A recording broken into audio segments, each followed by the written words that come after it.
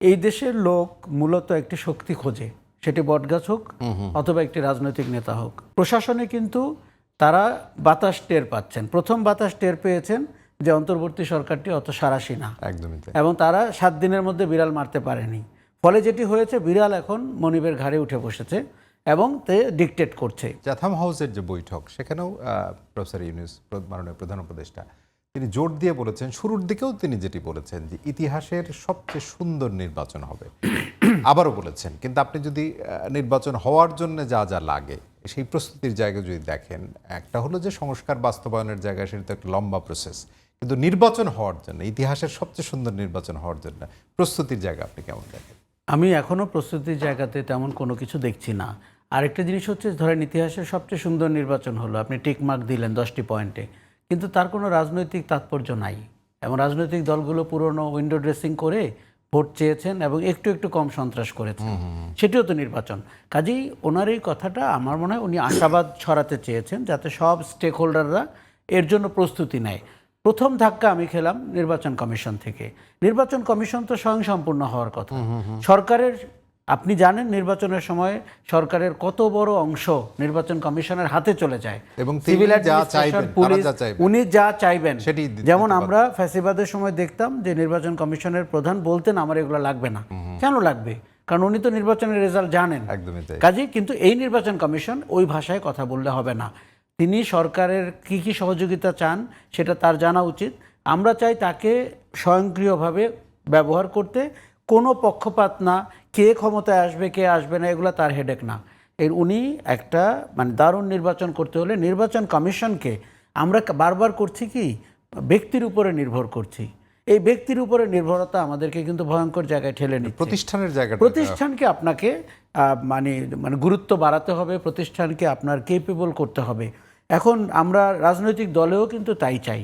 ব্যক্তির তাৎপর্য থাকতেই পারে, ব্যক্তি আপনাকে দারুণভাবে উজ্জীবিত করতেই পারে, কিন্তু প্রতিষ্ঠান না হলে সেই রাজনৈতিক দল কিন্তু ভালো করতে পারে না। কাজেই নির্বাচনের এই জায়গাটিতে আমাদের মনে হচ্ছে যে নির্বাচন কমিশনকে আরও, যদি আপনি মাঠ প্রশাসনের কথা বলেন বা আইন শৃঙ্খলা রক্ষাকারী বাহিনীর কথা বলেন, মানে নির্বাচনের ক্ষেত্রে তো এগুলো খুব গুরুত্বপূর্ণ। মানে কনসিডারিং দিস স্টেক হোল্ডার্স, আপনি যদি বলেন মানে পরিস্থিতি ঠিক হতে কি ফেব্রুয়ারির মধ্যে হয়ে যাবে বলে? খুব কঠিন যদি না আপনি অত্যন্ত জোরালোভাবে চেষ্টা করেন। আমি আপনাকে একটা বাস্তবতা বলি, এই দেশের লোক মূলত একটি শক্তি খোঁজে, সেটি বটগাছ হোক অথবা একটি রাজনৈতিক নেতা হোক। প্রশাসনে কিন্তু তারা বাতাস টের পাচ্ছেন। প্রথম বাতাস টের পেয়েছেন যে অন্তর্বর্তী সরকারটি অত সারাসি না, একদমই তাই। এবং তারা 7 দিনের মধ্যে বিড়াল মারতে পারেনি। ফলে যেটি হয়েছে, বিড়াল এখন মনিবের ঘাড়ে উঠে বসেছে এবং তে ডিকটেট করছে। দ্বিতীয় যেটি হয়েছে, তারা টের পেয়েছে কোন রাজনৈতিক শক্তি প্রভাবশালী, তাদের দিকে পতাকা তুলেছে। আর লন্ডন বৈঠকের পরে তারা আরও টের পেয়েছে যে কার একটা সমস্যা সুবিধা রয়েছে ক্ষমতায় চলে আসার। প্রশাসনকে যদি আপনি বাংলাদেশের প্রশাসন না বানাতে পারেন, কোনো ভালো নির্বাচন আপনি করতে পারবেন না। পুলিশকে যদি তার অতীত অপরাধমূলক কর্মকাণ্ড থেকে সরিয়ে এখন যদি আপনি আবার আস্থার জায়গায় না আনতে পারেন, কোনো পক্ষপাত দুষ্ট পুলিশ হবে না, তাহলে আপনি কোনো নির্বাচন করতে পারবেন না। প্রধান উপদেষ্টা যেটি বলেছেন, এটি করার জন্য তার ভাইটাল 4-5টা জিনিস লাগবেই। সেই জায়গাগুলোতে কিন্তু আমরা ভালো লক্ষণ দেখছি না। ফলে যেটি হলো, 17 বছর অভুক্ত মানুষ নির্বাচন পায়নি।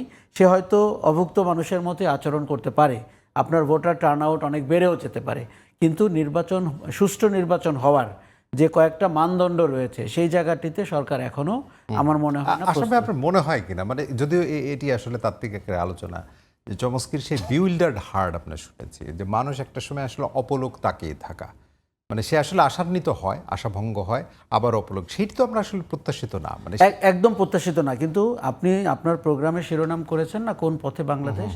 আমি খুব দুঃখের সাথে বলছি, ভুল পথে বাংলাদেশ।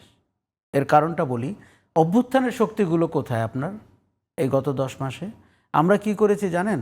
একটা আবেগ দিয়ে একটা যুদ্ধাংদেহী অভ্যুত্থান হয়েছে, শক্তিরা যার যার মতো করে বাড়ি চলে গেছেন, তারা দানা বেঁধে কোথাও বসে থাকেননি। আপনি বাসায় রাস্তায় খুঁজে পেয়েছেন সেই শক্তিগুলো যারা মোটামুটি পরিত্যক্ত এবং যাদের বিরুদ্ধে অভ্যুত্থান হয়েছে। তাতে কি হলো জানেন? আপনি প্রতিনায়ককে নিয়ে মিটিং টিটিং করছেন, সংলাপ করছেন। আপনার সেই নারীরা কোথায় যারা রাস্তায় নেমেছিল? আপনার আদিবাসীরা কোথায়? আপনার পেশাজীবীরা কোথায়? আইনজীবী থেকে শুরু করে দেখুন আমাদের সব প্রতিষ্ঠান ধ্বংস হয়ে গেছে, সাংবাদিকতা তো ভয়ঙ্কর লেভেলের, মানে আপনি ভাবতে পারেন 52টা এডিটর পালিয়ে গেছে বিভিন্ন জায়গা থেকে, ইতিহাসে কখনো এরকম আমি শুনিনি। জি। কাজেই আমরা বলছি যে পেশাজীবীকে সামনে আনেন, শ্রমিককে সামনে আনেন, নারীকে সামনে আনেন, এনআরবিদেরকে সামনে আনেন, এরাই আপনার নতুন রাজনীতি। যাদেরকে দেখে যেমন সেই আমি বলে অভ্যুত্থানটা থাকি হয়েছে। অর্থনীতি হচ্ছে নতুন রাজনীতি, সেরকম বন্দোবস্তটি হচ্ছে প্রচলিত রাজনৈতিক দলের বাইরে পেশাজীবী এবং সামাজিক সংগঠন এদেরকে সামনে আনা। গত 10 মাসে আমরা ওই পথে হাঁটিনি, কেননা তাকে তো আপনি কোথাও দলবদ্ধ হয়ে বসে থাকতে দেখছেন না। আমরা যে সৃজনশীলতা চেয়েছিলাম অভ্যুত্থানের পরে নতুন বাংলাদেশ গড়ার, সরকারটি সেই সৃজনশীলতার পথে হাঁটেনি, অথবা তার সেই মেধা নেই এবং তার সেই যোগ্যতা নেই। আমরা কোন পথে বাংলাদেশে, ওই জায়গা থেকে যদিও জনাব আশরাফ কায়সার খুব স্ট্রেইট ভাবে বলেছেন যে ভুল পথে, হয়তো এক ধরনের ইয়ের জায়গা থেকে বলেছেন, আপনি শেষ করবেন। আমি এতটা হতাশা বলবো না, আমি বলবো যে আমার একটু পুনর্মূল্যায়ন দরকার, একটু পেছন ফিরে তাকাই যে কোথায় ছিলাম, এবং আমরা যদি পেছন ফিরে তাকাই তাহলে আমাদের পেছনে তাকানোটাই, অর্থাৎ অভ্যুত্থানের দিকে যদি আমরা তাকাই আমরা সামনের দিনটা দেখতে পাবো। এবং সেখানেই বলা আছে যে জনগণের যে ক্ষমতায়ন, অর্থাৎ এই শ্রেণী বিভক্ত সমাজে যেই শ্রেণীটাই হলো মজলুম, মজলুমের যে বাংলাদেশ, সেই পথের দিকে নিয়ে যাওয়াটাই হলো ভবিষ্যৎ, সেটাই আমি মনে করি। এবং সেই জন্য আজকে একটা অধ্যাদেশও হইতে পারতো যে বাংলাদেশের ন্যূনতম মজুরি 30,000 টাকার বেশি কম কেউ দিতে পারবে না, সর্বোচ্চ 30,000 টাকা বা ন্যূনতম 30,000 টাকা। তো এইটাও যদি আমরা পেতাম আমাদের দেশের এই সরকারের কাছ থেকে, যেমনটা আমরা অন্যান্য অধ্যাদেশ পেয়েছি, এগুলো কিন্তু সিগন্যাল। এবং একই রকমভাবে নির্বাচনে কে অযোগ্য হবে, কিছু কিছু ব্যাপার আছে আমরা এখনই বলে দিতে পারি যে এই ব্যক্তিরা নির্বাচনে প্রার্থী হিসেবে অযোগ্য, এটাও কিন্তু একটা বার্তা বহন করে অভ্যুত্থানের। আমরা কিন্তু নির্বাচনের অযোগ্য লোক কে হতে পারে নির্বাচনী কমিশনের মুখ থেকে বা কোনো কারা অধ্যাদেশের কাছ হতে থেকে পারে আমরা সেটা কিন্তু কিন্তু পেলাম না। জানা, মানুষের জায়গা থেকে জানা, জানা। কিন্তু সেটি অধ্যাদেশ হিসেবে আসেনি।